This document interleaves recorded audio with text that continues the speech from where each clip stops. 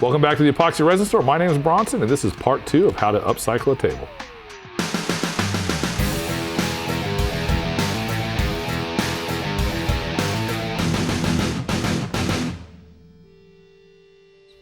Okay, surface prep, epoxy time. Mixing it up, I'm gonna go with 3 different colors here. Now when you're mixing, make sure you pour appropriately 1 to 1. Slow your drill speed down. You don't want to incorporate a bunch of bubbles into you, and just make sure you're hitting the sides and the bottom. Take your time, mix your product up so it's thoroughly mixed. As you see here, I've got the proportions out. I've already put the mica colors in that I like, and I'm going to pour my epoxy out evenly so that the colors are in proportion that I want.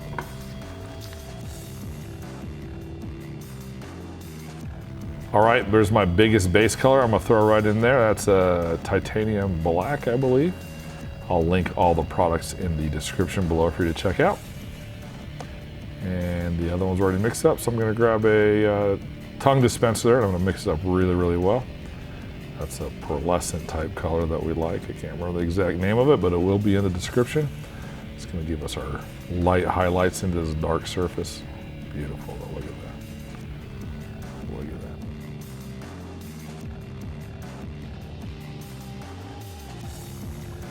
All right, here we are mixing up one of our grays. This is a light gray. I believe it's called flash silver, something like that.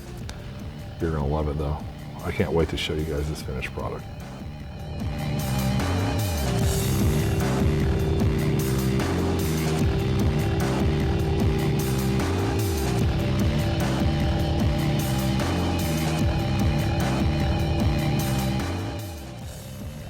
All right, now we've got our mixed up. This is our biggest color, so I'm gonna pour that out first. I'm gonna use a technique, it's a melted marble technique.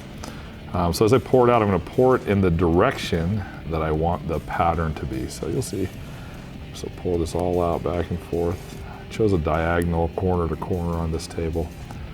And I'm just gonna pour this out according to my heart's content and the way my eye looks to make sure it looks artistically and beautiful. I'll save a little of that to the side. I didn't dump it all out. Then I'm gonna grab my next color and I'm gonna evenly distribute that out too.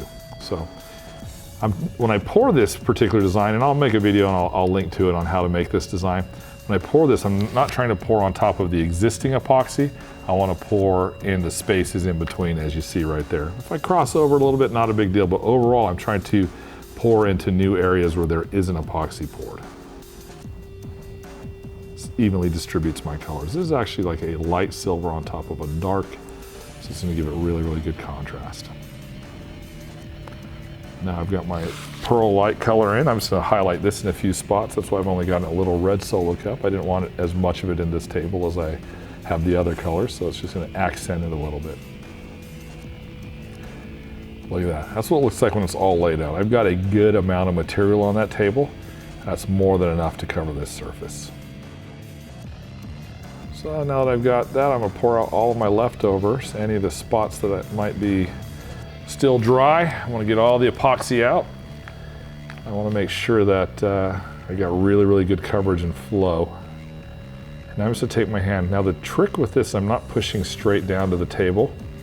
I'm just blending the colors, and I'm keeping the same direction back and forth.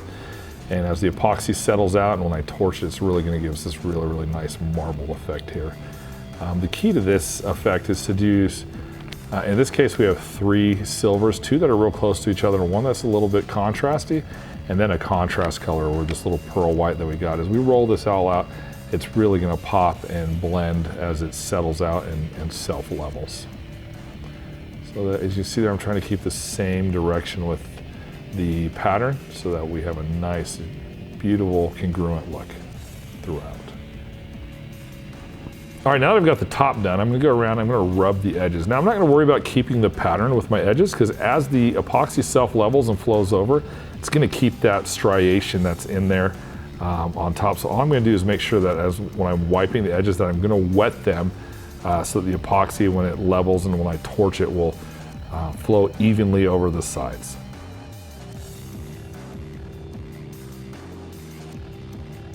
All right, this is a little trick I like to do. I'll just take it and I'll give it a little squirt black spray paint in this case, and then I'll take my hand and I'll just rub it back and forth.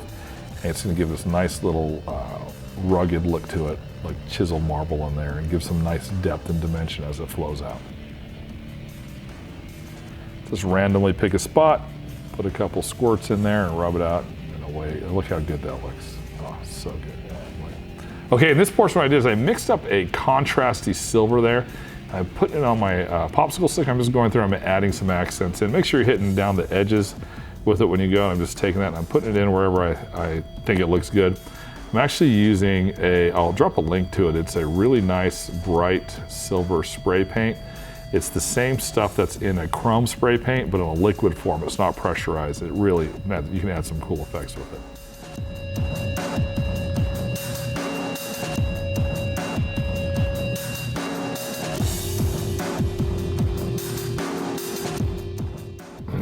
All right, now everything's laid out. We've got our torch out, and we're gonna torch this out. Man, one of my favorite things about super gloss, as you know, is just the way it just lays out nice and flat.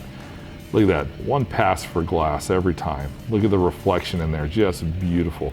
I gotta tell you, the client went crazy for this. She loved it so much, she immediately hired to do her bathroom countertops and shower surrounds with a matching design.